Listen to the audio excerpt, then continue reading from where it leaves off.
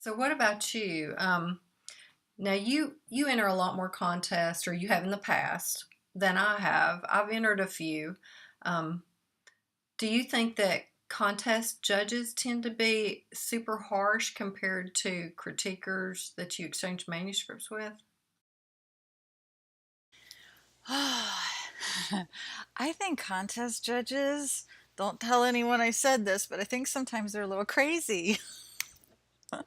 I know that sounds awful, but I have had some really off the wall experiences. I wouldn't say they're harder. I wouldn't say they're easier, but I would say they're a little crazier.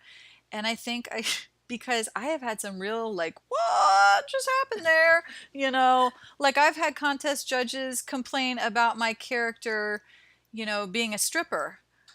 My character wasn't a stripper, like, I mean, and it's weird. It's like, what manuscript were you reading, you know? Or I've had contest judges do this crazy thing, like accuse me of just writing like 10 pages for their contest and not having a book to back it up.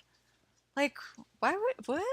Whose business is that? I mean, I do have a book, but like, And why, for the viewer who doesn't really know how these contests work, there are so many contests out there. A lot of your Romance Writers of America and different organizations will have chapters who sponsor contests.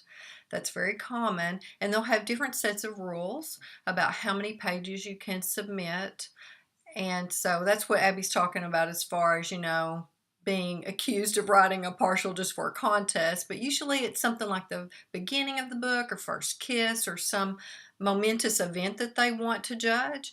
And then judges, there are varying degrees of qualifications to be a judge. Most Yes, and that's the problem. I think sometimes contests are just desperate to have warm bodies judging, and I don't think that they're necessarily trained judges. And a lot of times, judges don't judge in the category they write in, so they're not familiar with the industry standards for other categories that they're having to judge.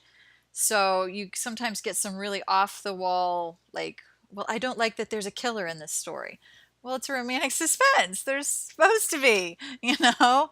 So, yeah, contests, I just think the judges can be just a little crazier, a little off the top. The other thing with contests that I don't think a lot of people realize is you get varied feedback. In one contest, I could get a judge say, "Oh, I love your hero. He's the best hero ever. I just want to keep reading and reading and reading about him." And the very next judge in that same contest said, "I hated your hero. He was the most despicable, horrible thing on the face of the earth, and I would not keep reading this book." And so you get like those opposite opinions all the time in contests. So, but I've also heard that getting that opposite opinion kind of thing is it's an indication that you're writing really a really strong book and people are coming down one side or the other. It's not a wishy-washy everybody loves it Yeah, kind and of I'm going to book. play the So devil's advocate here. I'm going to say that I think it's good for you to get some of those varying opinions, because when you put your book out there and publish your first book, that's what you're going to see for reviews. You'll have somebody who raves and says, "I will read anything this woman writes." And then on the other end of the spectrum, you'll get someone who said, "My second grader could write this."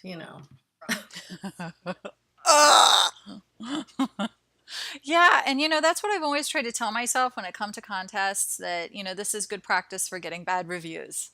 Because you can look at the biggest authors out there and they've still got bad reviews.